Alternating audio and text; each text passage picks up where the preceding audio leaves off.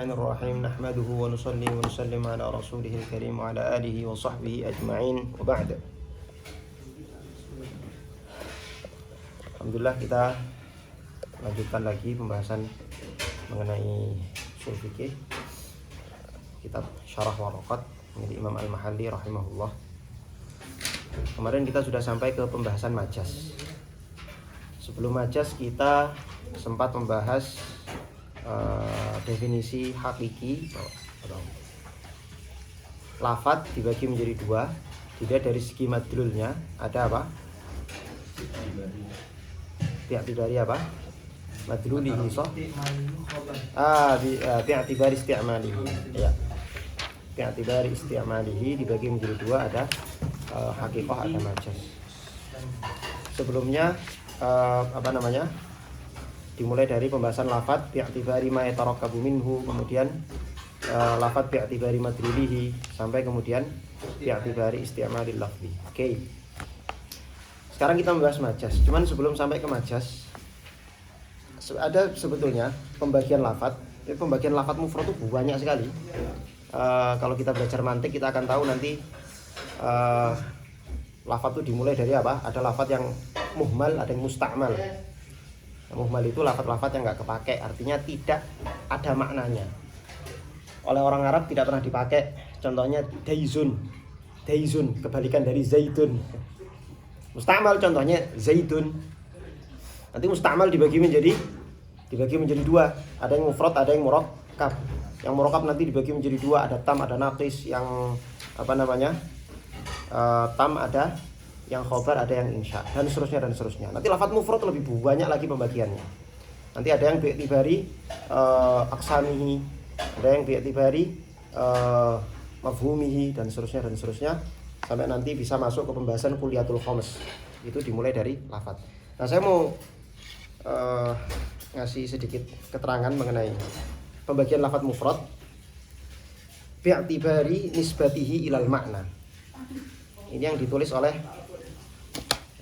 pembagian ini mengikuti pembagiannya Al-Imam Sa'duddin At-Taftazani dalam kitab beliau Tahribul Mantiq.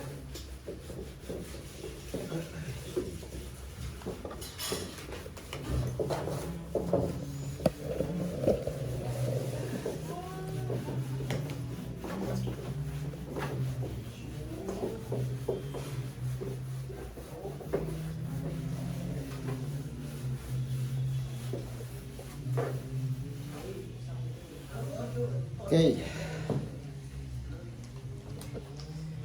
Jadi lafadz mufrad,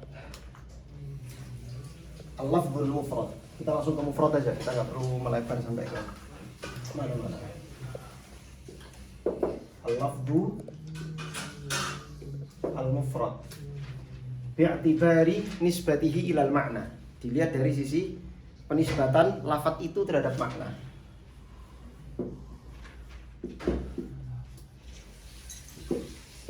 Nisbatihi ila al-makna. Dibagi menjadi dua. Ada kalanya lafadz mufrad ini maknanya satu, dan ada kalanya lafadz mufrad ini maknanya dua atau lebih dari satu. Di bahasa yang dipakai Imam Taftazani adalah ittahadal makna, au yang kedua kathurul makna.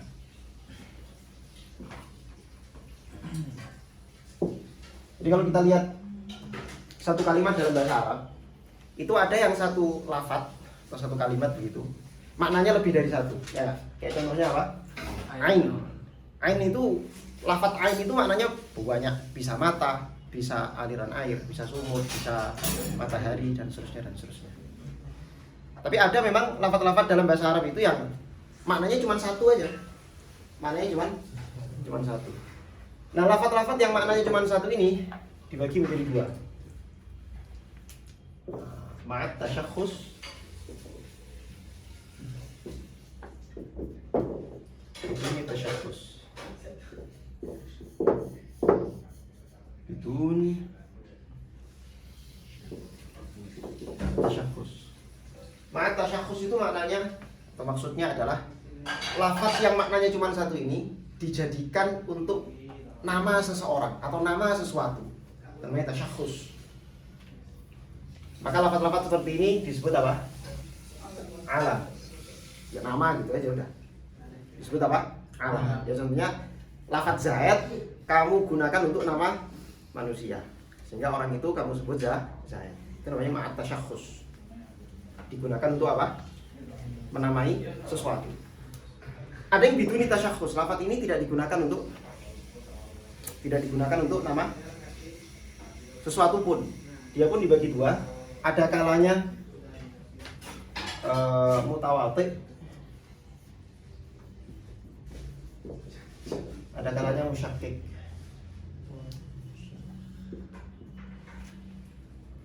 Mutawati itu maksudnya adalah lafaz mufrad ini. Ini kalau kita lihat dari sisi afrod yang ada di bawahnya itu sama semua, setara semua, tidak ada perbedaan satu sama lain. Kayak contoh insan, contohnya apa? Insan. Beda kalau kamu jadikan insan nama orang. Ada nggak orang namanya insan? Banyak. Teman saya namanya insan banyak. Kalau insan kamu jadikan nama orang, nanti dia masuknya ke sini, tasyakhus. Tapi kalau insan tidak kamu jadikan nama orang, berarti namanya siapa?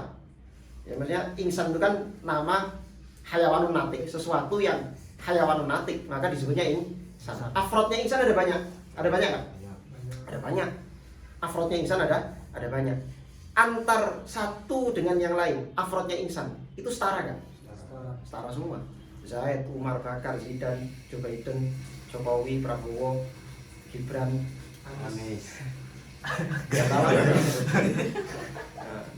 Pertanyaan saya, antara kemanusiaannya Pak Prabowo, kemanusiaannya Pak Gibran, kemanusiaannya Pak Jokowi, kemanusiaannya mantan hakim MK, siapa namanya? Siapa? Enggak, yang udah dilengsarkan. Anwar Usman. Satu keluarga itu. Coba, kemanusiaan mereka ini sama nggak? Ada nggak yang kemanusiaannya lebih tinggi? Manusianya Prabowo itu lebih tinggi daripada manusianya Gibran? Nggak ada, sama aja. Mereka sama-sama manusia. Maka ini disebut mutawati. Ada lafaz mufrad yang musyakkik. Jadi ada level-levelnya. Contohnya apa misalnya? Wujud. Saya wujud nggak? Saya wujud. Zidan wujud. Nabi Muhammad yang wujud. Gusti Allah ya wujud. Allah itu wujud nggak? Wujud. Wujudnya Allah sama wujudnya makhluk sama nggak? Beda. Nah itu namanya kata wujud itu antar musammanya yang disebut wujud itu berbeda levelnya. Contoh yang lain, putih. Putih itu banyak nggak? Banyak. Papan tulis ini putih, susu putih, air putih. Putihnya, ya terserah lah ya. Susu, papan tulis, pintu, wes, ayo untumu, lampu, apapun lah. Ya. Putih, tapi putihnya papan tulis, putihnya susu, putihnya gigi kalian, itu kan levelnya beda. Maka lafaz yang musyakkik ini kemudian dibagi menjadi dua, atau ada dua level lah. Dua level musyakkik. Yang pertama ada awaliyah, yang kedua ada aulawiyah. Awaliyah itu dilihat dari sisi siapa yang lebih dulu. Jadi kayak wujudnya Allah itu jelas lebih dulu, bahkan Qidam itu tidak ada awalnya. Tapi untuk mudahnya kita kasih contoh itu tadi. Jadi Allah itu wujud, kita juga wujud. Tentu saja wujud kita dengan wujud Allah itu berbeda. Dari sisi aulawiyah, mana yang lebih utama? Jadi kalau awaliyah itu yang lebih dulu, kalau aulawiyah lebih utama. Contoh putih. Papan tulis ini putih, susu itu putih. Kemudian papan tulis pintu gigi kalian juga putih. Mana yang lebih utama? Putih mana yang lebih putih? Antara gigimu atau papan tulis? Putih mana yang lebih utama? Berinci gigi. Ya tentu saja tergantung ya susu lah, jelas lah ya, alal itlaq, masuk khilaf kayak gini aja. Ini apa? Awaliyah dengan aulawiyah. Atau contoh wujud ini bisa masuk ke dua-duanya. Misalnya kayak wujudnya Allah itu jelas lebih aula, lebih utama daripada wujud kita, karena wujudnya Allah itu wujud yang qidam dan wujud kita itu apa? wujud yang sifatnya hadis. Kalau awaliyah itu misalnya bisa contohnya misalnya kayak saya sama Zidane, siapa yang lebih dulu wujudnya? Zidane karena lebih tua. Kemudian nah ini kalau ittihadal makna, maknanya cuma satu. Lafaz bahasa Arab itu ada yang maknanya lebih dari satu. Kathurul makna. Nah lafaz bahasa Arab, lafaz mufrad yang maknanya lebih dari satu, seperti contoh ain tadi, itu dikategorikan menjadi dua lagi. Ada kalanya lafaz yang banyak tadi itu, satu lafaz yang punya banyak makna itu tadi, itu wudi'a likullin minal ma'ani. Likullin minal ma'ani. Maksudnya seluruh makna yang ada pada satu lafaz itu memang makna hakiki, gampangannya begitu. Sekali lagi, seluruh makna yang ada di lafaz itu, yang terkandung di satu lafaz itu memang makna yang makna maudhu. Nah, itu dia. Maknanya memang makna apa? Maudhu. Artinya memang lafaz itu oleh orang Arab digunakan dua makna sekaligus. Contohnya apa contohnya? Contohnya adalah ain. Contohnya apa? Ain. Ini disebut apa? Mushtarak. Mushtarak. Contohnya adalah ain. Ain ini apa? Ain ini maknanya kan ada buahnya, dan setiap maknanya itu bukan makna ini. Kita nggak bisa mengatakan misalnya, oh ain itu kalau diartikan matahari majazi, enggak. Ain itu kalau diartikan mata majazi, enggak, hakiki. Ain itu kalau diartikan sumber mata air itu majazi, enggak, hakiki. Di ain itu yang maknanya banyak semua itu tadi, mulai dari mata, matahari, kemudian apa? Matahari. Mata air. Itu semua makna apa? Makna hakiki semua. Tidak ada yang majazi. Maka disebut mushtarak. Contoh yang lain apa? Qur'un. Apa? Qur'un. Qur'un itu kalau dalam fikih dia artinya bisa suci, bisa haid sekaligus, dua-duanya. Dan itu makna hakiki. Tidak ada yang majazi. Maknanya memang dua. Itu makna dari kathurul makna dan wudi'a likullin minal ma'ani. Setiap maknanya ini makna maudhu semua, tidak ada yang majaz. Dia disebut mushtarak. Lah ada yang maknanya itu lam yudha' likullin minal ma'ani.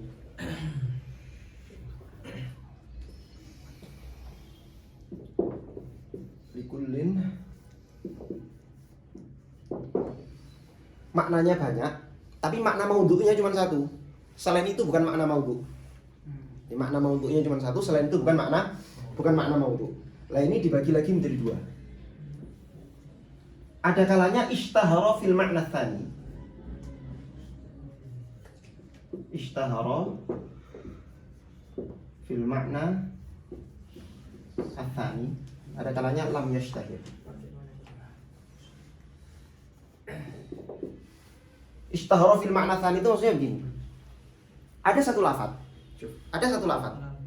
Makna maudhu'nya cuma satu. Tapi dia punya makna-makna yang lain selain makna maudhu'. Hanya saja makna yang selain makna maudhu' itu lebih masyhur daripada makna maudhu'nya. Maudhu' lughawi sekali lagi. Maka ini nanti disebut apa? Mangkul. Disebut apa? Mangkul. Lah mangkul ini seperti yang dijelaskan yang oleh siapa namanya? Oleh ya Imam Haramain dan Imam Mahalli dimasukkan ke dalam kategori hakiki. Hakiki yang ada tiga itu, hakiki syar'i, hakiki istilahi, dan hakiki urfi. Dia disebut mangkul. Jadi nanti ada hakiki apa? Syar'i pertama. Syar'i. Kemudian yang kedua apa? Istilahi. Yang ketiga apa? Urfi. Lughawi mana lughawi? Lughawi nanti masuknya sini. Lughawi nanti masuknya yang makna yang pertama itu justru makna masyhur. Lam yashtahir fil ma'na tsani. Oke. Yang syar'i contohnya apa? Shalah. Salat itu makna maudhu' lughawinya adalah ad-du'a, ya kan? Tapi kemudian kalau kita sebut kata-kata sholat, yang masyhur mana malam? Hay'ah maksusoh itu. Al-aqwal wal af'al, al-muftatahah bitakbir wa mukhtatamah bitaslim. Itu justru yang masyhur. Kalau sebetulnya makna maudhu'nya apa? Ad-du'a. Istilahi jelas, misalnya mubtada. Apa? Mubtada. Mubtada ini kalau disebut misalnya disebut di kalangan thalibul ilm misalnya, hadza mubtada, langsung yang terpikir adalah isim yang dibaca rofa yang terletak di permulaan kalam misalnya gitu. Langsung mana istilahinya, dan istilahinya tentu saja istilah apa? Nuhah, istilah dari nahwu. Kemudian yang ketiga ada makna urfi. Kalau makna urfi ini yang contoh yang masyhur adalah apa? Dabbah. Dabbah itu lidzatil arba', untuk hewan-hewan yang berkaki 4. Padahal makna apa namanya? Makna hakiki lughawinya apa? Kullu ma yadubbu 'alal ardh. Segala hewan yang berjalan di atas muka bumi. Ya termasuk manusia itu dabbah, kecoa, kalajengking, bonobo, simpanse. Itu semua apa? Dabbah. Tapi yang masyhur kan ishtahara fil ma'na tsani. Yang masyhur apa? Kaki 4. Ini namanya mangkul. Namanya apa? Yang kedua, lam yashtahir fil ma'na tsani. Ini pun dibagi 2. Ada yang dibagi 2. Lam yashtahir fil ma'na tsani ini maksudnya adalah ketika ada satu lafaz, maknanya lebih dari satu, kathrul makna, maknanya banyak. Kemudian seluruh makna ini bukan makna maudhu', berarti makna maudhu'nya cuma satu. Dan lam yashtahir fil ma'na tsani. Yang masyhur sebetulnya makna pertama, makna maudhu'nya yang masyhur. Kalau ini kan tadi yang masyhur justru makna kedua, yang bukan makna maudhu'. Kalau yang ini yang masyhur justru makna maudhu'. Maka ada 2 keadaan juga. Keadaan pertama ketika kita menggunakan makna maudhu'. Keadaan kedua ketika kita tidak menggunakan makna maudhu'. Stu'mila fil awal. Fil awal maksudnya fil makna awal. Makna awal itu maksudnya apa? Makna maudhu'nya. Makna awal itu maksudnya makna apa? Maudhu'nya. Maka dia disebut hakiki. Disebut apa? Hakiki.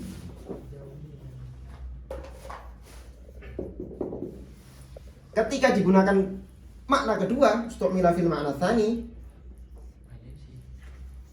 Stu'mila fil tsani, maka dia menjadi apa? Majazi. Seperti contohnya apa? Asad. Asad itu maknanya bisa insan. Maknanya banyak gak asad tuh? Banyak. Hayawanun muftaris kok insan. Asad itu maknanya bisa apa? Hayawanun muftaris. Bisa apa? Rajulun syuja'. Maknanya lebih dari satu. Mana yang masyhur? Hayawan muftaris. Asad tuh masyhurnya hayawan muftaris atau rajulun syuja'? Hayawan muftaris, jelas. Hayawan muftaris. Maka ketika kamu menggunakan kata-kata asad dengan makna hayawan muftaris, maka dia disebut haki. Kalau kamu gunakan untuk makna yang kedua, yakni makna rajulun syuja', baru dia makna majazi. Nah dari sini baru kita kelihatan petanya. Peta pembahasan yang akan kita bahas ini, petanya di sini nih. Makna majazi di sini. Kalau kita menggunakan misalnya definisinya Imam Haramain, definisi kedua yang dipakai Imam Haramain dan kemudian disyarah sama Imam Mahalli, maka ini yang ishtahara fil ma'na tsani ini nanti tetap masuk ke masuk ke hakiki. Masuk ke hakiki. Masuk ke apa? Hakiki. Pakai definisinya Imam Haramain yang kedua. Tapi nanti kamu akan lihat nanti di sini. Walaupun agak membingungkan ya. Beliau nanti di sini di contoh majas, beliau akan memasukkan mangkul ini masuk ke dalam kategori majas. Nah gimana? Ya terserah beliau apa mengajukan 2 definisi kok sejak awal ya kan. Beliau kan di awal pakai 2 definisi kan. Definisi pertama di mana hakiki itu hanya makna hakiki lughawi saja. Hakiki syar'i, urfi dan istilahi tidak dimasukkan. Ya sudah. Ya ketika beliau menggunakan majas kemudian mangkul ini dimasukkan ke dalam majas, yaitu tidak ada soal. Karena sejak awal beliau sudah mengajukan 2 definisi. Paham? Oke. Nah, sekarang saya mau jelaskan majas. Apa itu majas? Ini saya hapus. Allah Akbar. Berarti mangkul itu secara tidak langsung sama dengan majas berarti? Ya, menurut kalau kita menggunakan definisi yang kedua.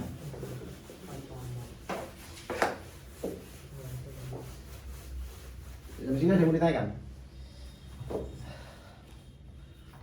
Tidak ada? Oke. Kita lanjut langsung membahas mengenai majas. Apa itu majas? Udah malam, tidak usah lama-lama. Kita langsung ke definisi aja. Saya mau pakai definisi yang banyak dipakai sama ulama-ulama balaghah. Definisi majas adalah al-majas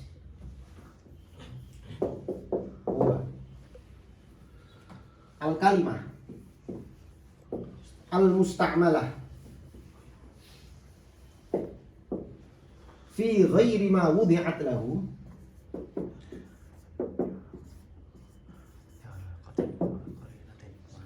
li'alaqatin ma'a qarinatin mani'atin min iradati ma wudi'at lahu.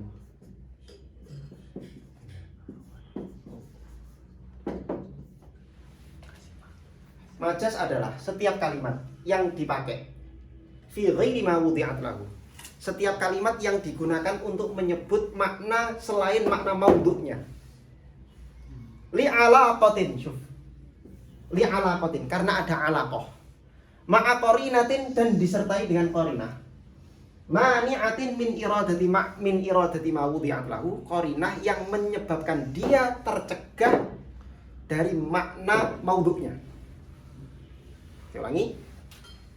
Majas adalah kalimat yang digunakan untuk menyebut makna selain makna maudhu, karena ada alaqah dan ada qarinah yang mencegah pemaknaan lafaz itu digunakan untuk makna maudhu'nya.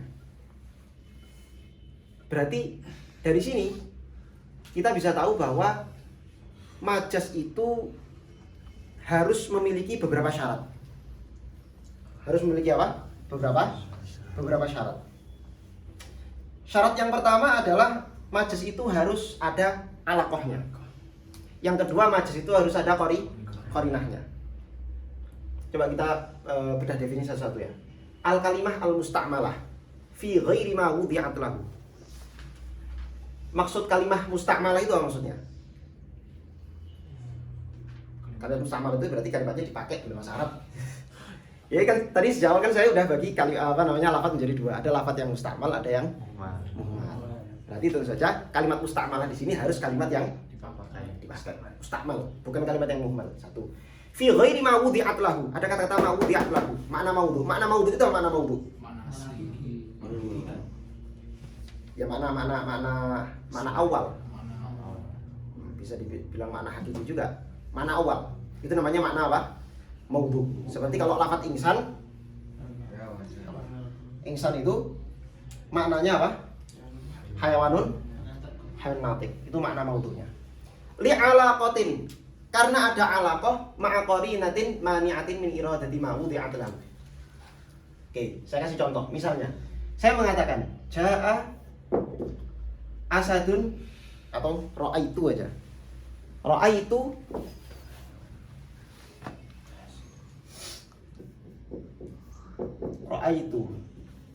asadan enggak ya takallam. Kalau roh itu asadan al mimbar, nanti ada gambar singa betulan di atas mimbar, mati ya. Gimana ini jelaskannya coba? Roh itu asadan al mimbar, ternyata makna hakiki karena betul-betul singa di atas mimbar loh. Iya Jan. Kalau ya takallam. Roh itu asadan yaktuban nas, atau yatakallam paling gampang. Atau ra'aitu asadan yu'allima usul al-fiqh. Masya Allah. Yu'allima an-nahwa. Aku melihat singa apa? Mengajari nahwu. Pertama, lafaz asad di sini ini adalah kalimat al-musta'malah fi ghairi ma wudi'at lahu. Dalam konteks kalimat ini, lafaz asad dipakai untuk menyebutkan makna yang bukan makna maudhu. Kenapa? Pertama, karena ada alaqah. Apa alaqahnya? Kan bukan. Yu'alim ini bukan alaqah, qarinah dia. Pertama asadan. Asadan di sini kamu maknanya apa coba? Rojulun suja. Rojulun suja. Laki-laki yang pemberani. Roha itu asadan yakni rojulun suja. Apa alaqohnya asad dengan rojulun suja? Antara asad dengan rojulun suja itu ada hubungannya. Alaqohnya adalah alaqatuhu suja'ah, keberanian. Sehingga kalau misalnya kamu menyebutkan kata terus kamu kehendaki makna majas dan tidak ada alaqohnya sama sekali, batal. Contoh kamu pakai ro'a itu asadan. Apa maksudnya asad? Misalnya kamu contoh misalnya pakai apa? Kata-kata asad. Ternyata yang kamu kehendaki maknanya apa? Pena. Yang saya maksud itu pena. Asad itu pena. Apa alaqoh antara asad sama pena? Tidak ada alaqohnya. Tidak ada hubungannya. Itu namanya apa? Alaqoh. Jadi alaqoh itu hubungan. Kenapa kamu menamai rojulun suja dengan asad? Kamu menyebut rojulun suja dengan asad alasannya apa? Oh karena ada alaqoh. Apa alaqohnya? Suja. Satu, alaqoh. Yang kedua harus ada qarinah. Qarinah itu apa? Qarinah itu ya indikasi atau alasan. Alasan yang membenarkan. Atau bukan alasan. Bukan. Alaqoh itu adalah ya konteks. Tanda-tanda itu dia. Hubungan alaqoh. Qarinah. Alaqoh itu hubungan. Kalau qarinah itu ya tanda-tanda. Tanda-tanda yang menyebabkan kamu, atau indikasi lah paling gampang, indikasi yang menyebabkan kamu mengetahui, menyadari bahwa asad di sini maknanya bukan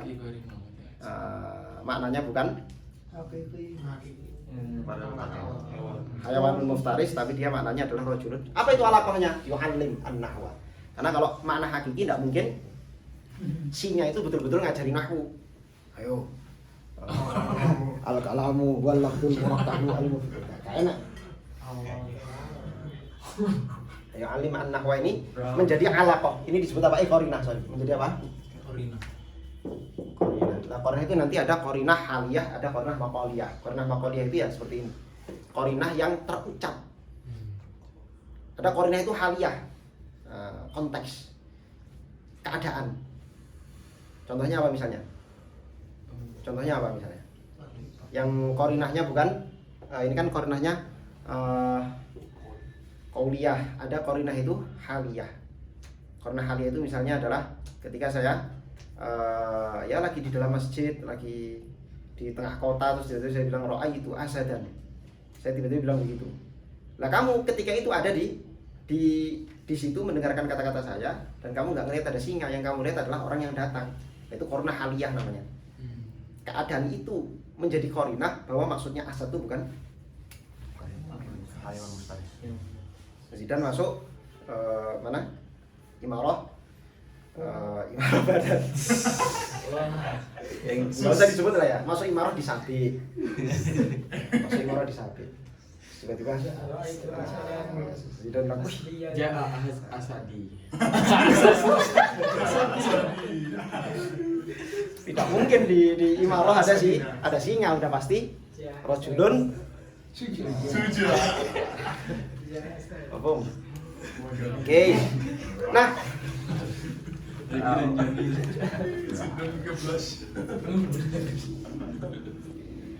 alaqoh ini, perhatikan. Alaqoh ini ada dua. Alaqoh itu ada kalanya musyabahah, ada kalanya ghairu musyabahah.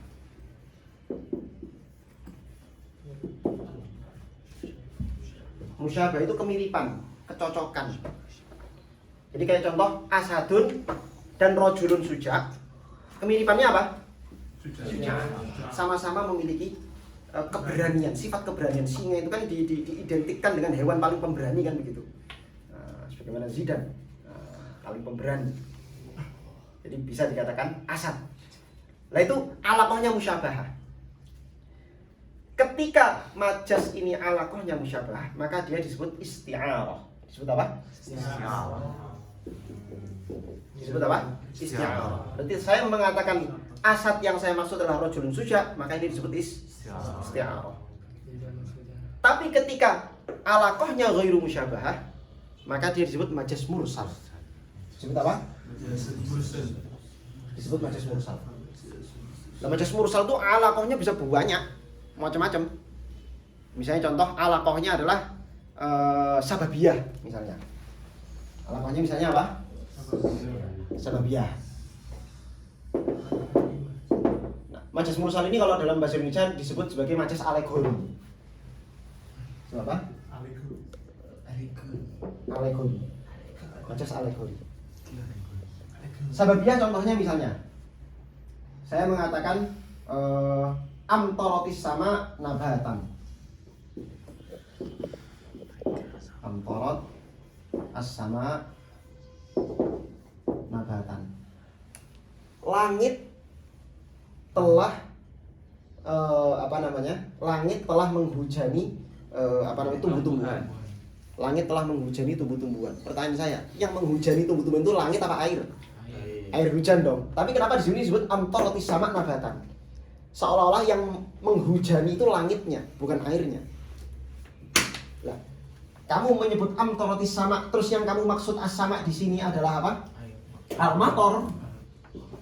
Al-mator. As-sama yakni al-mator, maka ini disebut apa? Majas mursal. Alaqahnya apa alaqahnya? Apa ada kemiripan antara langit sama air hujan? Ada nggak kemiripannya? Nggak ada, mana ada mirip-miripnya antara langit sama air hujan. Alaqahnya lalu apa alaqahnya? Alaqahnya adalah sababiyah. Yang menyebabkan hujan turun itu ya langit, kira-kira begitu. Walaupun secara sains tertolak karena jadi paham nggak? Insyaallah. Alaqahnya bisa banyak, misalnya alaqahnya adalah alaqah kulliyah. Nah, bisa juga alaqah kulliyah. Contohnya apa? Contohnya yaj'aluna asabi'ahum. Yaj'aluna asabi'ahum fi adanihim ila akhir. Mereka menjadikan jari-jari mereka di telinga. Maksudnya, pertanyaan saya, orang-orang kafir yang mendengarkan Quran kemudian menutup telinga mereka, apakah mereka menutup telinga mereka dengan seluruh jari-jarinya begini? Enggak dong. Pasti mereka menutup telinganya cuma dengan satu jari. Tapi kenapa disebut asabi'ahum? Soalnya seluruh jari mereka. Ini namanya kamu mengatakan asabi'ahum padahal yang kamu maksud apa? Satu jari saja. Kamu menyebut jamak padahal yang kamu kehendaki kamu menyebut kulli padahal yang kamu kehendaki juz'inya saja. Jadi pahami? Ada banyak sekali. Apalagi, misalnya contohnya, kalau dalam bahasa Indonesia ada nggak contoh dalam bahasa Indonesia? Presiden menduduki Mati lampu. istana. Majas nggak? Presiden. Majas, jelas majas. Presiden menduduki istana. Menduduki itu maksudnya menguasai. Itu mursal atau ini atau isti'arah? Mursal apa isti'arah? Isti'arah. Mursal apa isti'arah? Apa alaqahnya? Alaqahnya apa coba? Hah? Sebab Apa? sebab Sababiyah. Sababiyah. Isti'arah bisa nggak? enggak ada hubungannya dengan kekuasaan. Loh, siapa bilang nggak ada hubungan? Duduk sama kekuasaan. Duduk. Ada kemiripan, ada musyabahah. Antara duduk sama berkuasa itu kan ada musyabahah. Orang itu kalau berkuasa kan berarti dia menduduki segala sesuatu. Kita dulu berkuasa semua. Ya enggak. Presiden membangun istana. Nah, itu juga bisa. Presiden membangun istana. Kalau itu mursal. Mursal, sababiyah. Alaqahnya sababiyah. Karena apakah presiden benar-benar secara hakiki membangun istana, ngangkati boto, ngeduk semen, nguli, kan ya enggak. Presiden cuman memerintah. Nah, sebab memerintahnya itu kemudian apa? Terbangunlah istana. Istana IKN. Sudah. Bangun istana IKN. Walaupun sudah. Walaupun ngutang. Oke, lanjut. Spell dikit. Nah, saya tambah lagi satu karena nanti ada pembahasan ini juga. Nama jas ini juga dibagi menjadi dua. Bentar. Ya, isti'arah yang ya, bukan yang apa? Mursal. Majas isti'arah ini dibagi menjadi dua. Tadi majas isti'arah itu apa? Satu majas yang alaqahnya berupa musyabbah, kemiripan. Nah, majas isti'arah ini dibagi menjadi dua. Ada yang asliyah, ada yang tabaiyah. Yang apa? Asliyah, ada yang tabaiyah.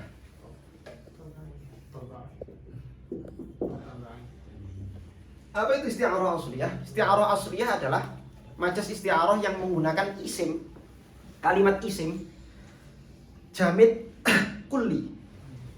Asliyah. Isim jamid kulli. Jadi syarat majas isti'arah asliyah atau majas isti'arah itu pada dasarnya itu harus memenuhi syarat bahwa dia harus berupa kalimat isim, berarti nggak boleh majas pakai kalimat fi'il. Yang kedua, dia harus jamid, berarti nggak boleh isim mustaq. Ketiga, isim jamidnya ini harus apa? Kulli, nggak boleh juz'i. Contohnya apa? Asad. Asad itu contoh isti'arah apa? Asliyah. Ra'aitu asadan, misalnya. Asadan alal mimbar. Asad di sini kalimat isim, ya nggak? Isim. Jamid nggak dia? Jamid, bukan mustaq. Mustaq itu ada berapa? Ada 7 apa 8? Isim fa'il, isim maf'ul, af'alu tafdhil, sifat musyabbahah, isim zaman, isim makan, dan isim alat termasuk. Dia jamid, bukan mustaq. Terakhir dia kulli apa juz'i? Asad kulli apa juz'i? Kulli. Karena tahtahu afrod. Kalau dalam kuliatul khawas dia maksudnya apa? Nau. Maksudnya nau sama kayak insan. Di atasnya asad apa? Hayawan. Oke. Asad kulli memenuhi syarat, maka dia disebut isti'arah yang asliyah. Ada yang tabaiyah. Tabaiyah ini yang tidak memenuhi syarat ini. Maka tabaiyah itu yang pertama dia bisa berubah fi'il. Yang kedua bisa berubah isim mustaq. Yang ketiga bisa berubah huruf. Contoh misalnya majas menggunakan kalimat fi'il. Saya pakai contoh yang di sini aja misalnya. Atau kelamaan, saya pakai contoh yang udah saya tulis saja. Contohnya misalnya saya mengatakan qatala Zaidun Amron. Qatala Zaidun Amron. Qatala Zaidun Amron. Arti lughawinya apa? Qatala telah membunuh, Zaidun Zaid, Amron Amr. Zaid telah membunuh Amr. Tapi ternyata yang kamu kehendaki dengan makna qatala ini bukan membunuh. Yang kamu kehendaki adalah dorban syadidan. Dorban syadidan. Zaid memukul Amr dengan pukulan yang keras. Berarti kamu tidak menggunakan makna asli qatala, kamu menggunakan makna yang ghairu ma'udhi alam. Ini kan majas sebetulnya kan? Majas dong. Menggunakan kalimat yang digunakan di selain makna maudhu'nya. Ini majas. Lah cuman karena dia tidak memenuhi syarat isim jamid kulli, maka dia disebut majas tabai. Bukan majas asli. Bedanya di mana? Nanti bedanya itu kelihatan pada cara membuat majas tabai. Agak panjang sebetulnya. Jelaskan nggak? Nggak usah ya. Kelamaan. Hah? Gak apa-apa. Oke. Majas yang asliyah itu cara membuatnya adalah pertama. Yang pertama, langkah untuk membuat majas asliyah. Contoh, ro'a itu ini gimana ya? Iya. Jadi kan misalnya yang kamu serupakan dengan asad siapa? Zaid, gitu aja lah X1. Ya kalau Zidan. kelamaan. Zaid gitu aja. Maka di sini langkah pertama adalah tashbihu Zaidin bil asad fi syuja'ah. Tashbihu Zaid bil asad fi syuja'ah. Langkah yang kedua adalah iddi'a'u indiraji Zaidin fi afrodil asad.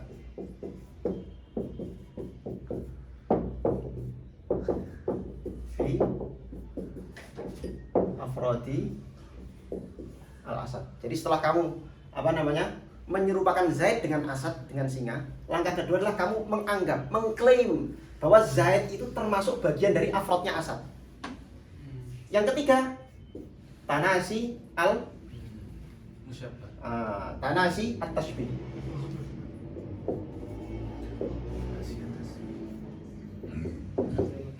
Kita seolah melupakan penyerupaan itu, kita lupakan karena Zaid sudah kita anggap masuk bagian apa? Bagian dari Asad. Terakhir yang keempat, isti'aratu lafdil Asad li Zaidin. Isti'aratu lafdil Asad li Zaidin. Kamu meminjam lafaz Asad untuk menyebut nama Zaid. Kamu meminjam lafaz Asad menyebut nama Zaid. Jadi langkahnya ada 4. Ini yang isti'arah asliyah. Apa tadi? Tashbihu Zaidin bil Asad. Pertama, kamu menyerupakan Zaid dengan Asad. Zaid itu kayak Asad. Zaid itu kayak Asad. Setelah itu, kamu mengklaim bahwa maksudnya fi syuja'ah tentu saja ya. Fi syuja'ah. Kamu menyamakan Zaid dengan Asad fi syuja'ah dari sisi kemiripan keberanian dia.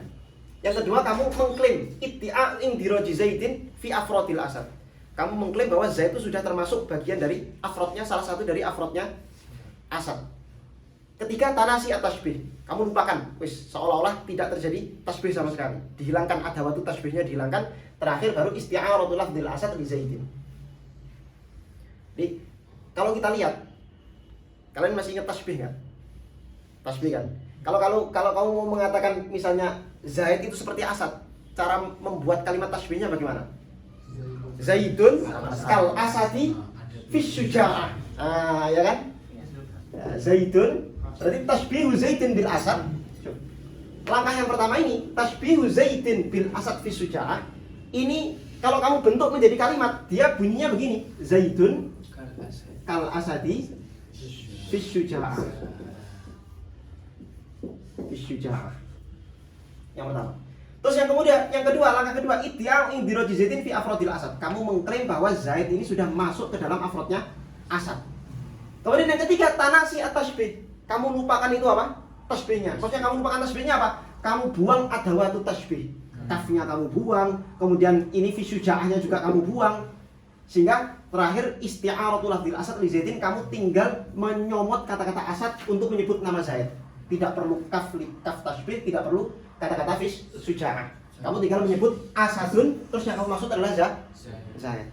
Ini cara membuat apa? Isti'arah asliyah. Nah, kemudian kalau membuat isti'arah yang tabaiyah ini berbeda. Karena saya bilang tadi, syarat isti'arah asliyah itu dia harus berupa isim jamid yang kulli. Nah, karena dia bukan isim jamid kulli, dia kalimat fi'il, bukan isim. Maka caranya yang pertama misalnya, tadi contohnya apa kita? Qatala. Oke, contohnya qatala Zaidun Amron. Qatala yang kita maksud apa? Korban syadidan. Nah, maka langkah yang pertama adalah kita harus merubah qatala ini menjadi kalimat isim. Kita pinjam masdarnya. Masdarnya qatala apa? Ayo. Jadi kita pertama meminjam apa? Kita pertama yuhawwil al-fi'l ila masdarihi. Kita rubah fi'ilnya dulu menjadi masdar. Berarti qatala menjadi apa? Qatlan. Pertama. Yang kedua, ini nanti qatlan ini baru kita proses mirip seperti prosesnya isti'arah asliyah. Jadi kita tashbihu qatlun bi dorbun syadid. Kemudian yang ketiga apa? Tanasi. Oh, iddia'u indiraj dulu. Iddia'u indiraji lafat qatlun fi tahta afrodi. Itulah ya, tahta afrodi dorbun syadid. Kemudian yang keempat apa? Tanasi at-tashbih. Kemudian yang kelima apa? Nah, isti'aratul lafdil asad, isti'aratul lafdi Katalah. ayo. Total lidrun syadid. Nah, yang keenam baru kemudian kita kembalikan setelah kita menggunakan isti'aratu, kita meminjam lafaz dzarbun syadid untuk qatala, baru kita kemudian ini kan masih jadi masdar nih, qatlun, ya kan? Balikan ke fi'il. Qatlun, kita kembalikan ke fi'ilnya. Menjadi apa? Qatala. Bedanya itu aja. Proses pembuatannya. Bisa dipahami? Oke. Nah, beliau di sini Imam Haramain, beliau membagi majas itu menjadi 3. Membagi majas menjadi berapa? Menjadi 3. Orang yang harusnya tadi. Nah, ini. Beliau membagi majas menjadi 3. Yang pertama ada majas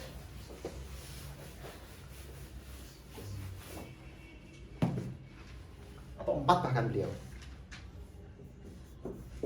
Al-majazu imma bil hadf wa imma biziyadah, kemudian wa imma bil naqas itu bil hadf sudah. Saya ganti bin naqas. Bin naqas biziyadah, terus bila apa lagi? Bin naqal. Nah, terakhir isti'arah. Isti'arah. Dua lafaz ini sebetulnya nanti masuknya majas mursal. Masuknya majas apa? Mursal. Yang saya bilang tadi, yang saya jelaskan di awal-awal banget tadi. Masuknya majas mursal. Karena dia alaqahnya alaqahnya bukan musyabahah. Alaqahnya bukan musyabahah.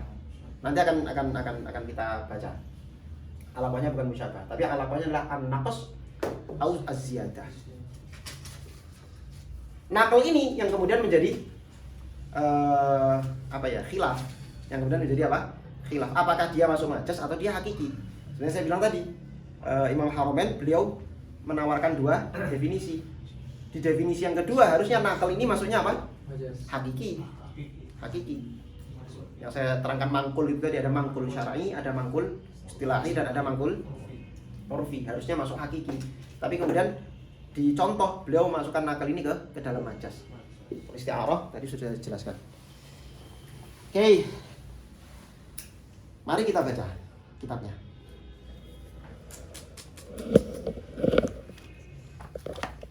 Ada yang mau ditanyakan? Oke. Bismillahirrahmanirrahim. Wal majazu imma an yakuna bi ziyadatin aw nuqsanin aw naqlin aw isti'aratin. Majaz itu ada kalanya bi ziyadatin, dengan tambahan, aw nuqsanin atau pengurangan kalimat, aw naqlin atau merubah makna atau memindah makna, aw isti'aratin atau dengan majaz isti'arah. Fal majazu bi ziyadah, contoh majaz dengan tambahan. Ini sekali lagi, majaz bi ziyadah aw nuqsan ini tadi istilahnya apa? Majaz mursal. Fal majazu bi ziyadah, majaz dengan tambahan. Mithlu qoulihi ta'ala, misalnya seperti firman Allah Ta'ala, laisa kamitslihi syai'. Firman Allah contohnya laisa kamitslihi syai'. Fal kafu zaidatun. Kaf di sini kaf tambahan. Wa illa, kalau misalnya kafnya tidak kamu sebut, tidak kamu anggap sebagai kaf tambahan, fahiya bimakna mithlin, maka kafnya itu bermakna apa? Mithl. Kan kaf itu diantara maknanya litamthil. Fayakunu lahu ta'ala mithlun wa huwa muhal, maka seolah-olah kamu menganggap Allah itu punya mithl, punya serupaan. Coba ayo. Misalnya kafnya kamu artikan mithlun, maka bunyinya gimana coba? Laisa mithlu mithlihi syai', ya kan? Kalau kafnya itu kamu artikan mithl, berarti nanti maknanya apa? Kalau kamu tampakkan laisa mithlu mithlihi syai', tidak ada keserupaan dari keserupaan Allah itu, tidak ada sama sekali. Berarti maknanya apa? Ada serupanya. Ada serupanya. Ya kan? Ayo coba. Ada yang menyerupai Allah. Lah ya. Serupanya yang menyerupai Allah, itu berarti apa? Sekarang saya ulangi. Yang kamu nafikan di ayat ini, kalau kafnya itu kamu anggap mithl, yang kamu nafikan apa coba? Mithlunya kan? Mithlunya, bukan mithlunya, tapi mithlunya. Jadi KW2 lah kira-kira begitu. Yang kamu apa? Nafikan itu KW2-nya. Yang KW1-nya tidak kamu nafikan. Seolah-olah Allah tetap punya mithl, tapi mithlnya bukan mithli. Tapi misal aja. Mithl aja. Padahal ayat ini justru pengen menolak mithl itu sendiri, apapun bentuknya, secara mutlak. Jadi pahami? Jadi, maka kafnya di sini adalah kaf zaidah. Jadi kamu menafikan mithlinya Allah, tujuannya adalah untuk menafikan mithlnya Allah secara mutlak. Lah, letak majasnya di situ. Apa alakohnya? Enggak ada alakohnya. Apakah alakohnya musyabah? Bukan. Ini bukan alakoh musyabah. Ini alakohnya apa tadi? Ghair musyabah. Bebas. Maka disebut alegori. Kalau dalam bahasa Inggris namanya free allegory. Majas alegori. Majas yang bebas, main buang-buangan, main tambah-tambahan segala macam. Ada nggak di dalam bahasa Indonesia kata-kata ungkapan yang sebenarnya tambahan aja nggak ada maknanya? Ada nggak? Harusnya ada. Ada kan? Hah? Apa contohnya?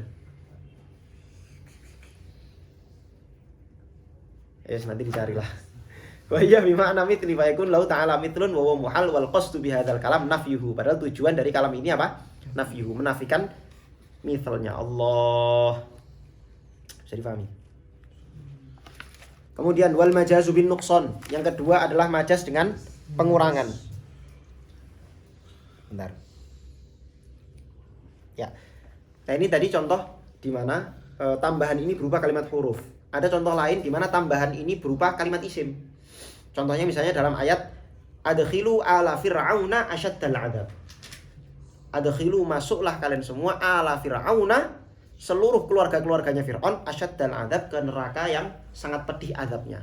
Padahal yang dimaksud ayat ini, yang disuruh masuk neraka itu adalah Fir'aunnya saja, keluarganya tidak.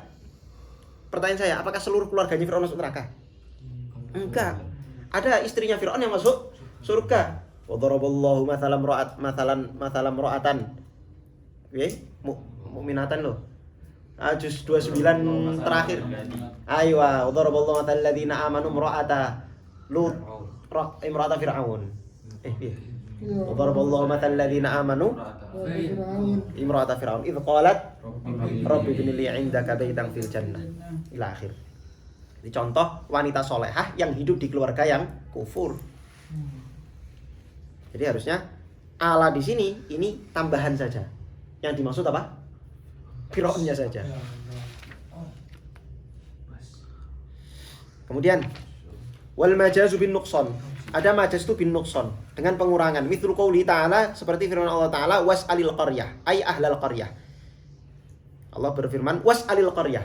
Tanyakan kepada kampung itu, desa itu. Apa maksudnya? Apa bisa kamu tanya sama rumah-rumah, sama bangunan-bangunan? Maksudnya is'al ahlal qaryah. Ada yang dibuang di situ. Lah kalau ini dalam bahasa Indonesia contohnya buahnya. Seperti yang sering saya kasih contoh, saya pecel. Kamu datang ke warung, tiba-tiba kamu bilang, "Bu, saya pecel." Itu nanti ibunya sudah pasti paham. Oh, maksudnya dia beli pecel. Lalu kalau secara susunan, kita bedah pakai sunan nahwu. Bu, saya utawi ingsun iku pecelun pecel.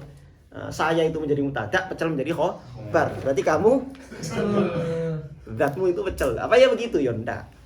Ada kalimat yang dibuang di situ. Bu, saya beli pecel. Ada yang dibuang dan semua orang sudah paham. Itu namanya majas alegori. Bin nuqsan dengan pengurangan. Was'alil qaryah. Was'al yakni was'alil qaryah yakni apa? Was'al ahlal qaryah. Allahu akbar. Ini majas yang semacam ini juga disebut majas al-idmar. Majas idmar. Idmar itu maksudnya menyimpan satu kalimat atau ya menyembunyikan satu kalimat. Ada ulama yang bilang was'alil qaryah itu sebetulnya bukan majas nuqson, ya dia majas biasa aja. Dia majas mursal, bukan majas, dia tetap majas mursal. Dia tetap majas mursal tapi bukan dengan cara membuang. Ini namanya itlaqul mahal alal hal.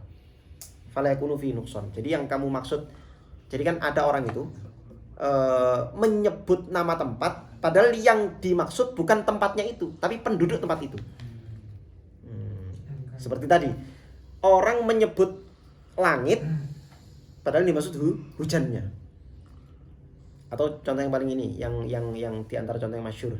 Saya mengatakan mata Zidane telah mati. Ternyata maksudnya mata di situ maradun syadid.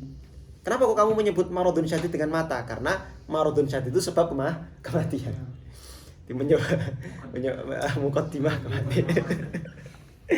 Jadi itu apa? Itu enggak, bahkan ada yang lebih ini lagi. Misalnya yang gimana itu bahasa Arabnya? Saya lupa bahasa Arabnya. Yang seluruh yang berjalan di muka bumi ini adalah orang-orang mati semua. Kamu mengatakan orang-orang mati berjalan di atas muka bumi. Nah, itu. Apa jalan di bahasa Arab apa?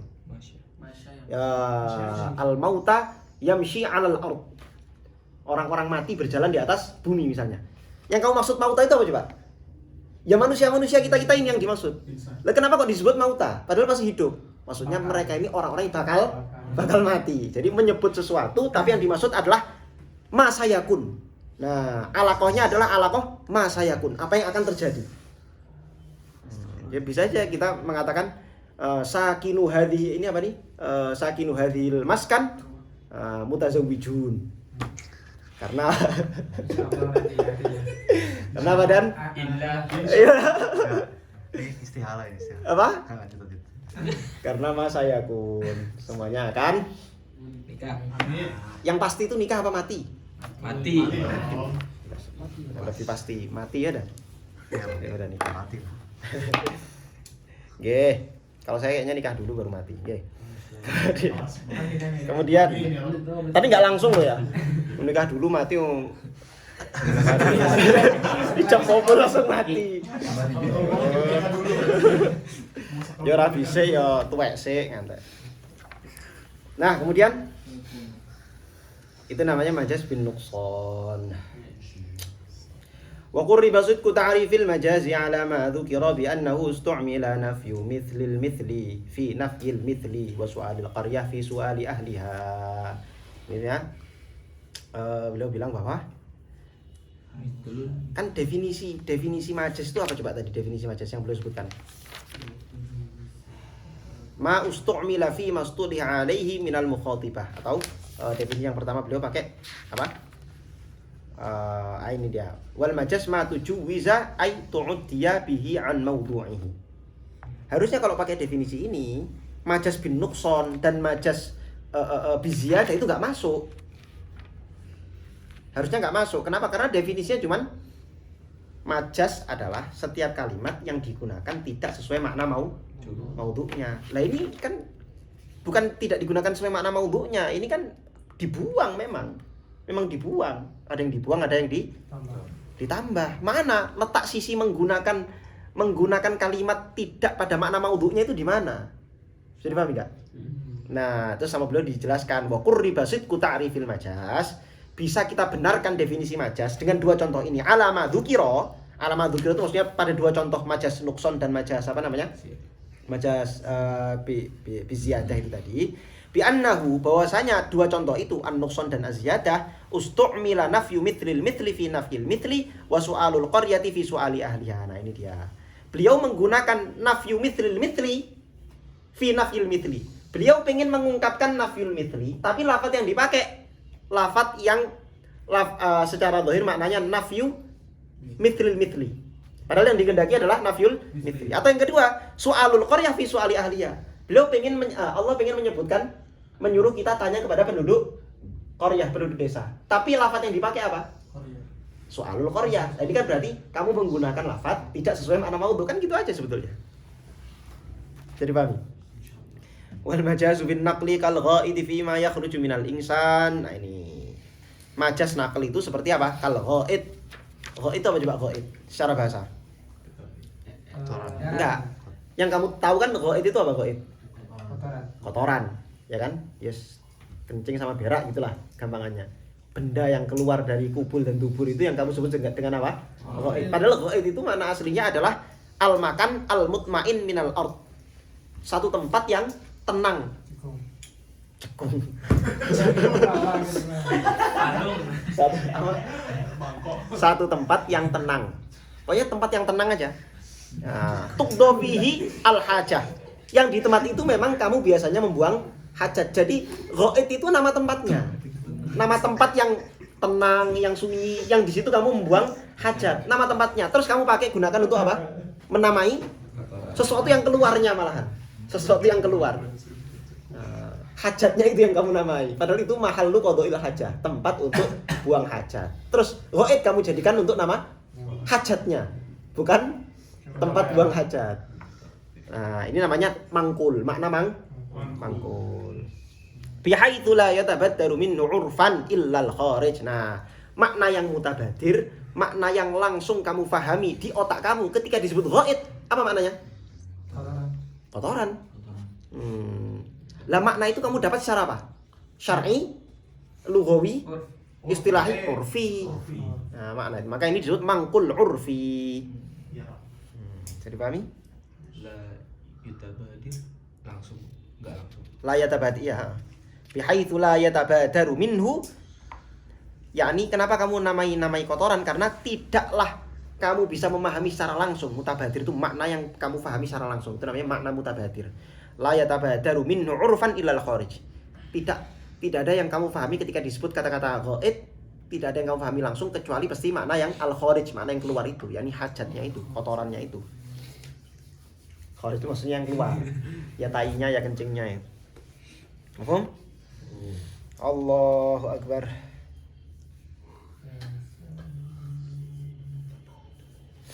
Kemudian wal majaz bil isti'arah, kemudian yang terakhir beliau menyebut majaz isti'arah. Kaqauli ta'ala, misal firman Allah Ta'ala, jidara yuridu ayyang qadda. Dalam surat apa nih? Al-Kahfi ya? Al-Kahfi. Jidaron yuridu asyuf. Perhatikan. Jidaron ada tembok, yuridu ayyang qadda, yang tembok itu ingin runtuh. Arada yuridu itu artinya ingin. Ingin itu sifatnya manusia, sifatnya makhluk yang punya kehendak. Yang punya kehendak, yang punya irodah. Pertanyaan saya, jidar itu punya irodah nggak? Nggak punya. Maka yuridu di situ makna yang dikehendaki bukan irodah, tapi makna yang dikehendaki adalah yumilu. Jidaron yumilu ayyang qadda. Ayyaskutu. Maksudnya adalah roboh. Fasyubbiha mailuhu ila sukut. Kemudian mailnya, kecondongan ke kemiringan dari jidar itu diserupakan dengan as-sukut roboh bi iradati sukut, dengan kehendak seolah-olah tembok itu betul pengen runtuh, allati hiya min sifatil hayy, padahal keinginan itu adalah sifatnya makhluk hidup, dunal jamad, bukan sifatnya apa? Benda-benda apa? Mati. Lah ini yang disebut dengan majaz isti'arah. Kenapa ada kemiripan? Alaqahnya apa? Musyabahah. Apa kemiripannya? Sama-sama. Ya sama-sama seolah-olah tembok itu kan kalau misalnya mau runtuh kan pelan-pelan, seolah-olah pelan-pelan baru hancur brel. Itu seolah-olah dia itu kayak pengen ada kehendak. Saya nggak mau sekarang, nanti tak tahan dulu dikit. Kira-kira begitu. Mungkin loh ya, mungkin. Ini isti'arah. Ini isti'arah yang asli atau tabi'iyah? Asli apa tabi'iyah? Tabi'iyah. Kenapa? Karena kan fi'il yuridu. Nah, padahal kan syaratnya yang asliyah tadi apa? Isim, jamid, mushtaq. Jamid kulli. Kok mushtaq? Isim, jamid, kulli. Nah, ini adalah kalimat fi'il.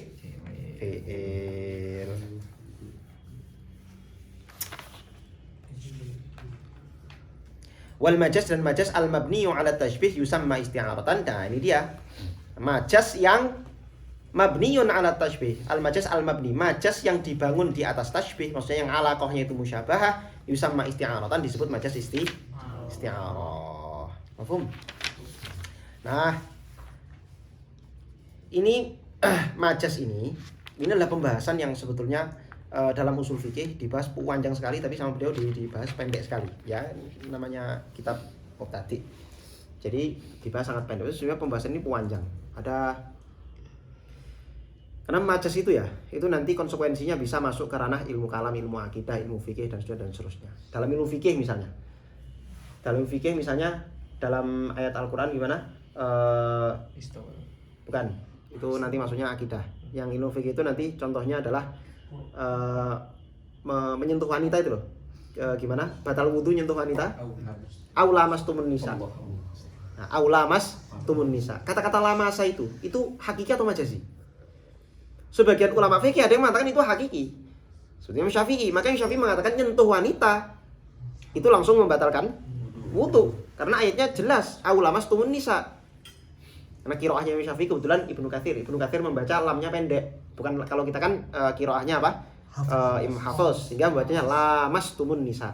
Kalau Imam Syafi'i kiroahnya Ibnu Katsir membacanya aula mastumun nisa.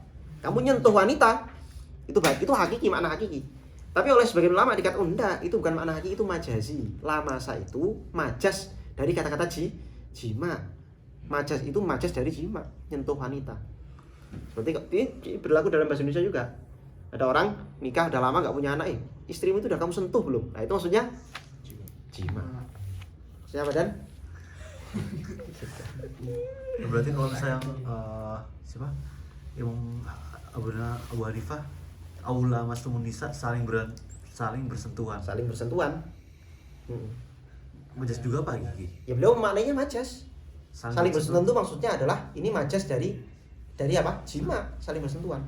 Lah misalnya beliau memaknai secara hakiki, harusnya beliau berpendapat bahwa kalau ini maknanya hakiki, lamastumun nisa harusnya saling menyentuh. Itu artinya kalau jadi kalau antara wanita dan perempuan sama-sama saling menyentuh, ada keinginan saling menyentuh, itu baru batal. Tapi kalau laki-laki yang ingin menyentuh perempuannya nggak mau disentuh, harusnya perempuannya nggak batal. Hanya kan gitu kalau dimaknai secara makna hakiki. Tapi kemudian beliau menggunakan enggak, ini majas. Majas dari makna apa? Bersentuh jima. Bisa juga nanti merembet ke misalnya masalah akidah seperti tadi, Ar-Rahman 'alal 'arsy istawa. Istiwa itu maknanya apa? Yadullah fawqa aydihim, yad Allah. Apa maksudnya yad Allah? Sehingga ada beberapa kelompok Islam yang menolak majas. Karena mereka menolak majas, hanya semua ayat-ayat yang harusnya ditakwil atau minimal-minimalnya ditafwid, kita mengatakan saya tidak tahu maknanya, sama dia dimaknai secara makna hakiki. Yadullah itu dia, Allah, ya tangan Allah. Allah itu punya tangan. Itu kan bahaya. Allah Ar-Rahman 'alal 'arsy istawa. Allah itu istiwa di atas arsy. Ya betul-betul arsy, ya kayak singgasana begitu. Allah duduk, betul-betul duduk. Ya kayak saya duduk ini. Innalillah wa inna ilaihi raji'un. Ayat-ayat yang harusnya yang maknanya itu oleh para ulama disebut makna majas, oleh beliau disebut apa? Hakiki. Maka di sini Imam Ibnu Katsir mengatakan wa kullu ma jaa'a fil Qur'an wal hadits min idhafati al-yadi wal aidi wal yamin wa ghairi dzalik min asma'il jawarih ila Allah fa innama huwa ala sabilil majazi wal isti'arah wallahu munazzahun 'anit tashbih wat tajsim. Ayat-ayat yang mengindikasikan, ayat atau hadis yang mengindikasikan bahwa Allah itu punya tangan, Allah itu punya anggota tubuh, itu harus dimaknai dengan makna majas dan isti'arah. Kenapa? Wallahu munazzahun 'anit tashbih wat tajsim, karena Allah itu harus disucikan dari segala sesuatu yang ada kemiripan dengan makhluknya. Atau tajsim, seolah Allah itu punya jisim, Allah harus disucikan dari jisim, Allah harus disucikan dari hal-hal yang menyerupai makhluk. Paham?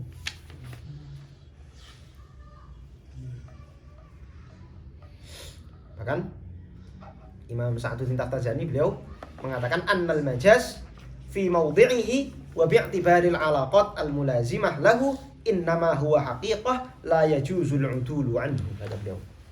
Bahkan kata beliau, kalimat majas itu kalau memang jelas alaqahnya jelas, iktibarnya jelas, alaqahnya jelas, maka dia menjadi hakiki untuk maknanya, makna pada konteks tersebut. Maka kata-kata Ar-Rahmanu 'alal 'arsy istawa, kata-kata istawa di situ, itu makna hakikinya bukan istiwa yakni istaqarra, duduk, bukan. Tapi istawa di situ maknanya adalah ista'la atau istaula, menguasai, dan seterusnya. Istaula. Justru makna hakiki dari istawa di situ apa? Istaula. Sama kayak tadi, Zaidun ra'aitu asadan yaktub alal mimbar. Aku melihat singa sedang khutbah di atas mimbar. Makna hakiki dari asad dalam konteks kalimat ini itu apa? Rajulun suja. Tidak boleh kamu udul ala makna al-majazi. Enggak boleh kamu berpaling dari makna majazinya. Kenapa? Karena kalau makna satu kalimat sudah jelas alakohnya, terus kamu masih memaknai kalimat itu dengan makna hakiki, kamu salah. Anta kadibun alal mutakallim. Kamu telah mendustai atau berdusta atas nama si mutakallim, orang yang berbicara. Nah, kalau yang mutakallim adalah Allah, ya berarti kamu berdusta atas nama Allah. Harusnya dimaknai secara majas, malah kamu maknai secara hakiki. Itu kata-kata Imam Sa'duddin At-Taftazani. Nah, di sini saya mau bacakan satu pembahasan penting. Ini jam berapa lagi? Udah berapa menit? 1 jam. 1 jam. Gimana nih ya? Hah? Lanjut lagi nggak? Gimana? Wis podo ngantuk kabeh gitu ya? Lanjut. Dikit lagi ya, dikit. Ini dikit, betul-betul dikit ini. Ini betul-betul dikit. Oke. Ya, kalau kamu buka kitabnya di tempat saya halaman 80, kitabnya Syekh Muhammad Salim Abu Asi Al-Madkhal ilal Ulum Al-Aqliyah. Di sini beliau menyebut satu kaidah yang penting sekali. Beliau mengatakan, kaidah nomor 30. Al-isti'malu min sifatil mutakallim wal hamlu min sifatis sami' wal wad'u qablahuma. Beliau mengatakan, ketika saya mengucapkan sesuatu, misalnya saya mengatakan ra'aitu asadan yu'allim an-nahwa. Saya mengatakan begitu. Maka di sini yang berposisi sebagai al-musta'mil, yang menggunakan lafaz adalah saya. Saya adalah posisinya sebagai al-isti'mal, musta'mil. Saya menggunakan lafaz asad. Kalian yang mendengarkan kata-kata saya sebagai sami. Nah, ada dua posisi, bukan dua apa istilahnya? Tugas. Nah, itu dia. Ada 2 tugas. Saya sebagai al-musta'mil yang berbicara, yang menggunakan lafaz, itu punya tugas, dan kalian sebagai as-sami juga punya tugas. Apa tugasnya? Di sini dikatakan wa hadza ya'ni annal mutakallim hina yasta'milu al-lafdha al-mu'ayyan yajibu an yasta'milahu wifqal wad'il ma'ruf bainahu wa bainal mukhatab.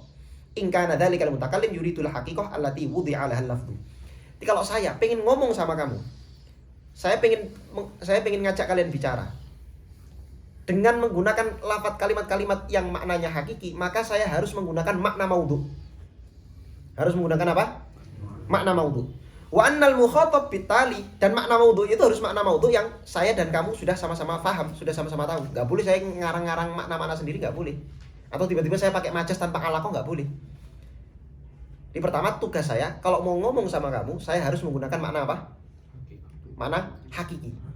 Di al-aslu fil kalam al-haqiqah. Jadi saya itu pada dasarnya punya kewajiban menyampaikan sesuatu kepada kalian menggunakan makna hakiki. Enggak boleh saya tiba-tiba pakai majas tanpa ada alaqah, tanpa ada korinah, tanpa ada alasan-alasan lain. Nanti akan disebutkan alasan-alasannya. Tapi yang pertama, tugas saya adalah menyampaikan perkataan dengan apa? Makna hakiki. Kemudian tugasnya mukhatab apa? Yang mendengarkan tugasnya apa? Wa annal mukhataba bitali yajibu alaihi alla yafhama min kalami dzalikal mutakallim 'inda idzin illa 'aina tilkal haqiqah al mawdu' lahul lafz. Kamu sebagai pendengar enggak boleh memaknai kata saya kecuali makna hakiki. Gak boleh tiba-tiba saya ngomong sesuatu yang hakiki, terus tiba-tiba kalian memaknainya dengan enggak, maksudnya itu ditakwil. Itu tadi dia itu ngomong kayak gini itu maksudnya begini, terus kamu ngarang-ngarang tafsirnya sendiri. Enggak boleh. Tapi kalau ada orang ngomong di depanmu, atau ada orang ngomong di depan kita sebagai sami, pertama kali harus memaknai dengan makna apa? Hakiki. Enggak boleh kita ngasih takwil sembarangan, enggak boleh. Sama, kita baca Quran, mutakallimnya adalah Allah. Kita sebagai pembaca, kita harus memaknai Quran itu pada dasarnya dengan makna apa? Hakiki. Nggak boleh kita main majas-majas segala macam. Ini penting. Kenapa? Karena masalah majas ini masalah yang kemudian ditarik oleh ekstrim kanan, kelompok ekstrim kanan sama ekstrim kiri. Kelompok ekstrim kanan itu tadi yang saya bilang, kelompok-kelompok yang nggak mau pakai majas sama sekali, sehingga semua lafaz dianggap sebagai mana? Hakiki semua. Tapi hati-hati, bukan berarti kalau kita mengiyakan menerima majas, bukan berarti kita sembrono pakai Majas. Karena ada kelompok ekstrem kiri yang dikit-dikit majas. Liberal itu senjatanya majas. Kita harus menafsiri ulang Quran. Karena di Quran itu banyak lafaz-lafaz yang multi tafsir bla bla bla bla. Sebelah ketek sak karepe dhewe. Aqimus misalnya apa? Wa aqimis sholata li dzikri. Salat itu di tunaikanlah salat agar kalian mengingatku. Jadi salat di sini maknanya kita harus menafsiri makna salat bla bla bla dan seterusnya. Bahkan ada yang sampai berani menafsiri makna zina. Zina itu apa zina? Zina itu maknanya bukan hubungan intim jima antara laki-laki dan perempuan yang bukan mahram yang di luar pernikahan, bukan itu. Maknanya zina itu begini. Ditakwil sakarepe dhewe. Harusnya awal itu kita pakai makna apa? Jadi bahaya. Majas. Kenapa saya bilang majas ini pembahasan yang panjang? Makanya Syekh Salim Abu Asy beliau nulis satu buku lagi yang bagus namanya Falsafatut Ta'wil. Kita bagus sekali walaupun agak berat. Kenapa? Karena itu tadi saya bilang majas ini sering dijadikan tali ulur antara yang ekstrem kanan sama yang ekstrem kiri. Yang ekstrem kanan bilang tidak ada ayat yang ada majas, tidak ada ayat yang berupa majas. Nggak mungkin ayat berupa majas. Kenapa? Karena kalau ayat itu majas maka nanti Allah itu berdusta. Karena majas itu seolah-olah memalingkan orang dari makna asli, nipu, seolah-olah ngeprank. Kira-kira begitu.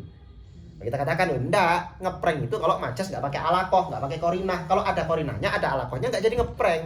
Mana ada ngeprank, ente aja yang bodoh, tidak paham.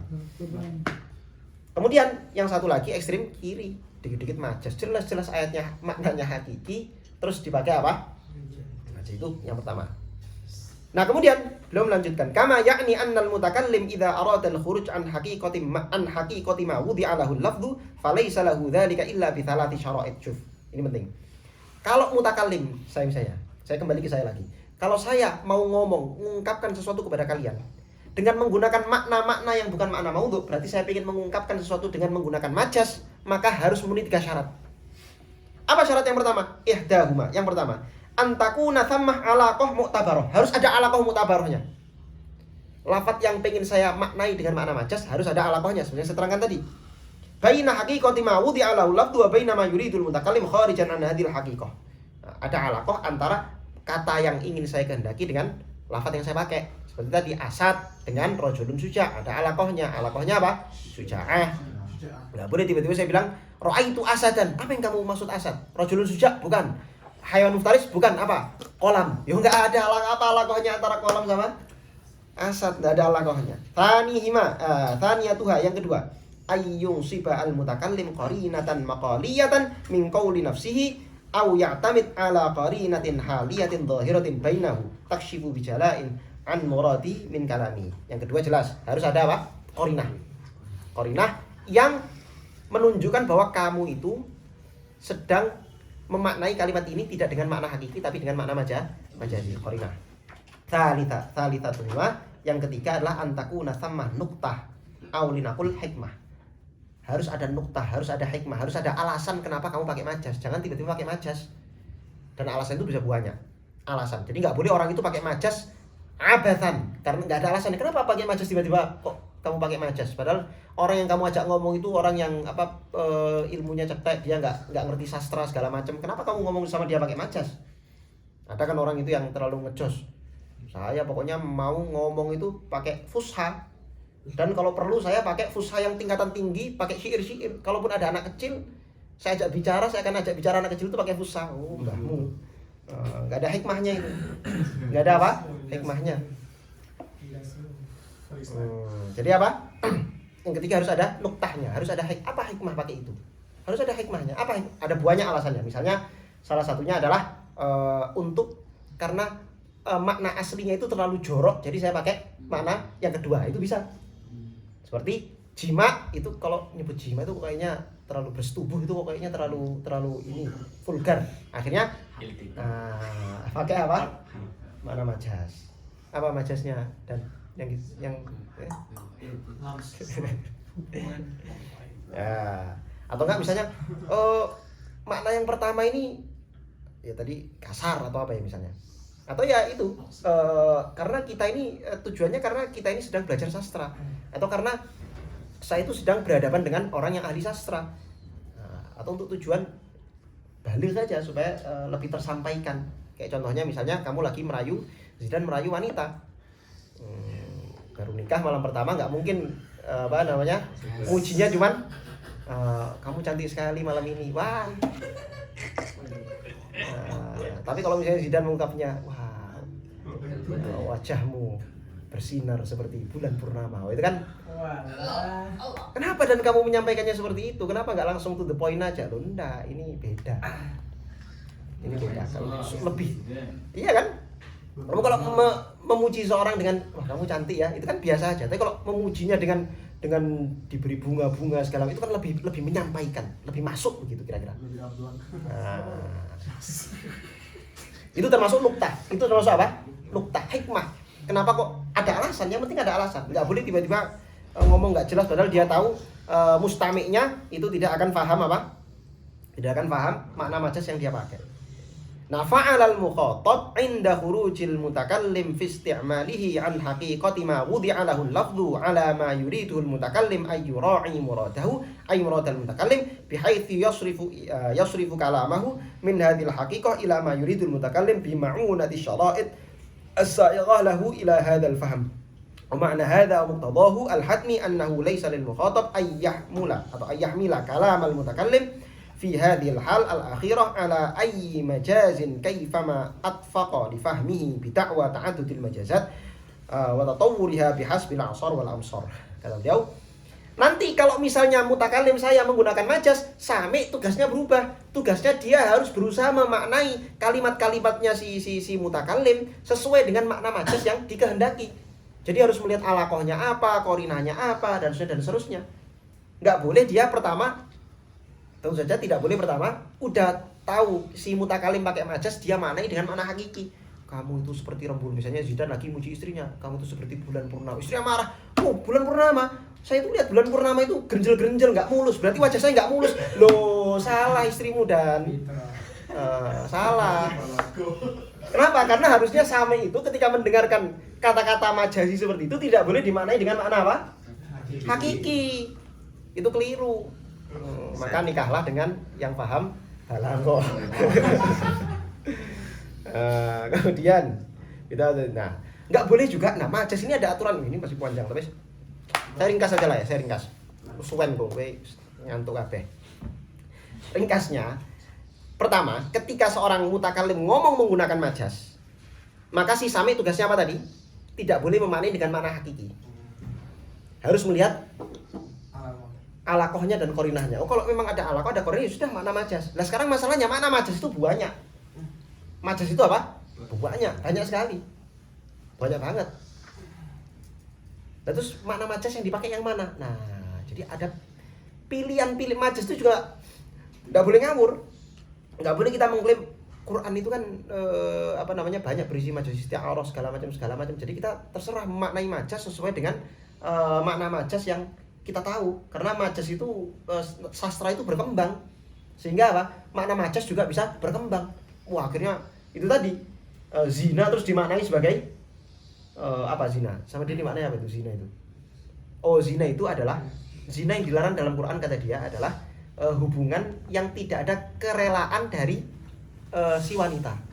Istilahnya tidak ada apa? Istilahnya? Ya, persetujuan itu apa istilahnya? Ada? Konsen. Konsen tuh. Wah, temanggung ngono paham. Tidak ada konsen. Pengalaman. Tidak ada apa? Konsen. Jadi kalau nggak ada konsen, itu baru dilarang. Wala taqrabu zina, itu yang dimaksud zina adalah yang tidak ada konsen. Tapi kalau ada konsen itu boleh. Kacau. Ya semua perzinaan di mana? Di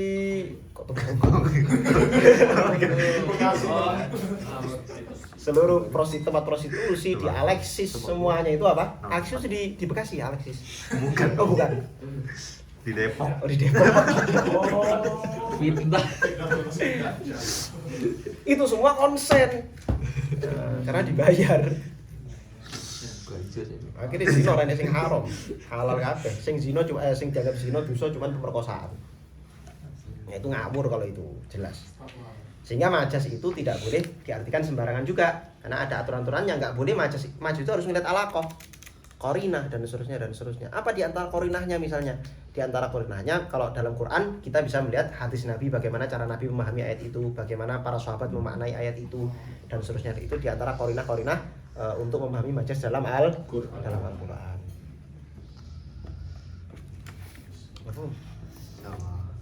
Oke, sampai sini ada yang mau ditanyakan?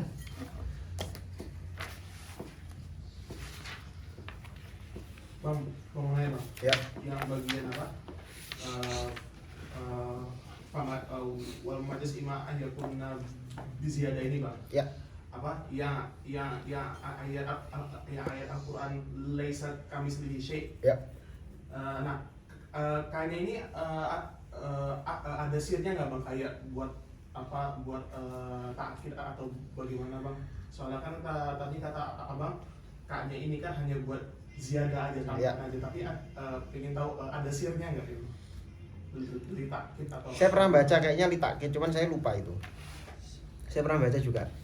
Kenapa pakai kaf dan bahkan ada sebagian ulama yang bilang itu kafnya bukan kaf zaidah itu. Ada yang bilang begitu. Itu kafnya itu memang artinya misalnya laisa kamitslihi syai', yakni laisa syabiha mitslihi syai'. Nah, terus bagaimana cara kita memahami bahwa makna laisa syabiha mitslihi syai' itu kemudian apa namanya? Kemudian kita maknai Allah tidak punya keserupaan sama sekali, tidak ada yang menyerupai Allah sama sekali. Terus dikasih contoh, misalnya contohnya begini. Saya mengatakan laisa li akhi Zaidin akhun. Saudaranya Zaid tidak punya saudara. Yang saya maksud dari kata-kata itu adalah Zaid nggak punya saudara sama sekali. Saya ulangi ya. Saya mengatakan saudaranya Zaid tidak punya saudara. Padahal yang saya maksud dari kalimat itu apa? Zaid nggak punya saudara sama sekali. Saya ingin mengungkapkan kata-kata Zaid nggak punya saudara sama sekali dengan menggunakan menafikan saudara-saudaranya Zaid. Saudara dari saudaranya Zaid, ya kan? Saudaranya Zaid tidak punya saudara. Berarti seolah-olah kalimat ini secara zahir yang saya nafikan apa? Saudara dari saudaranya Zaid. Padahal yang saya kehendaki adalah Zaid nggak punya saudara sama sekali. Kalau kita pahami, kalau kita menafikan saudara dari saudara Zaid, berarti sejak awal Zaid emang nggak punya saudara. Ya nggak? Saudaranya Zaid tidak punya saudara. Berarti emang sejak awal Zaid nggak punya saudara. Saya menafikan saudaranya Zaid, saudaranya Zaid, saudara dari saudaranya Zaid. Itu berarti saya menafikan saudaranya Zaid. Ya. Loh ya, misalnya gini, Zaid punya saudara Bakar, wis. Ya, saya tahu, diam dulu makanya. Zaid punya saudara apa? Bakar. Terus saya bilang, saudaranya Zaid berarti siapa? Bakar. Nggak punya saudara. Nggak punya saudara. Ya. Kalau kamu mengatakan saudara Zaid nggak punya saudara, padahal dia punya saudara namanya Zaid, berarti kata-kata ini salah. Bisa dipahami nggak? Maka kalau saya mengatakan saudaranya Zaid nggak punya saudara, Zaid nggak punya saudara sama sekali. Zaid punya saudara Bakar. Terus saya mengatakan saudaranya Zaid berarti Bakar, nggak punya saudara. Loh, katanya punya saudara Zaid. Kok kamu bilang nggak punya saudara? Paham nggak? Berarti kalau saya mengatakan saudaranya Zaid, paham nggak? Saudaranya Bakar itu kan. Maksudnya? Kenapa tuh? Saudaranya Bakar. Ya. Siapa awal? Dinafikan misalnya berjualan. Enggak, jangan. Enggak, bukan gitu maksudnya. Gini ya. Jangan salah paham. Gini loh. Ini nih. Nih ada orang tua nih. Katakanlah namanya Amr nih. Amr punya 2 anak namanya Zaid. Atau Amr punya 1 anak namanya Zaid. Punya anak namanya Zaid. Atau katakanlah begini. Saya langsung ambil 2 aja. Zaid sama apa? Bakar. Amr punya 2 anak, Zaid sama Bakar. Terus saya bilang, saudaranya Zaid nggak punya saudara. Saudaranya Zaid siapa berarti? Bakar. Bakar ini nggak punya saudara. Bener nggak kata-kata ini? Salah. Kenapa? Bakar lu punya saudara Zaid. Maka kalau saya nafikan saudaranya Zaid tidak punya saudara, berarti saya menafikan saudaranya Zaid secara keseluruhan. Zaid nggak punya saudara sama sekali. Sama, laisa kamitslihi syai'. Kalau kamu artikan laisa syabiha mitslihi syai', itu berarti Allah nggak punya nggak punya apa? Keserupaan sama sekali. Itu loh maksudnya. Benar di tauhid mana? Iya. Di tauhid. Kafnya bisa ditaukid. Jadi pahami? Nah, cuman kata Syekh Ibnu Asyur dalam kitabnya Tahrir wa Tanwir, dia bilang sebetulnya yang mengatakan kafnya itu bukan zaidah itu nggak usah di inilah.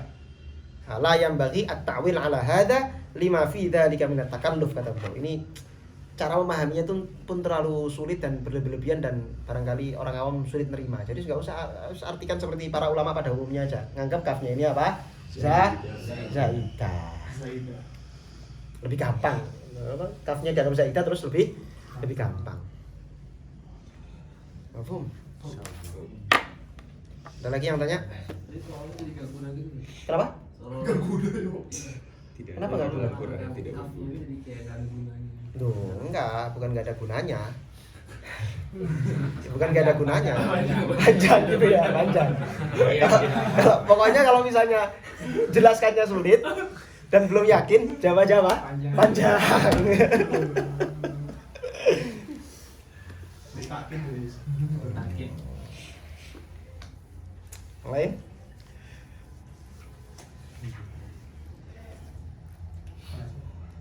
Allahumma sholli afdal salati ala as'adi makhluqatika sayyidina Muhammadin wa ala alihi wa sahbihi wa sallim adada ma'lumatika wa midada kalimatika kullama dhakaraka dhakiruna wa ghafala an dhikri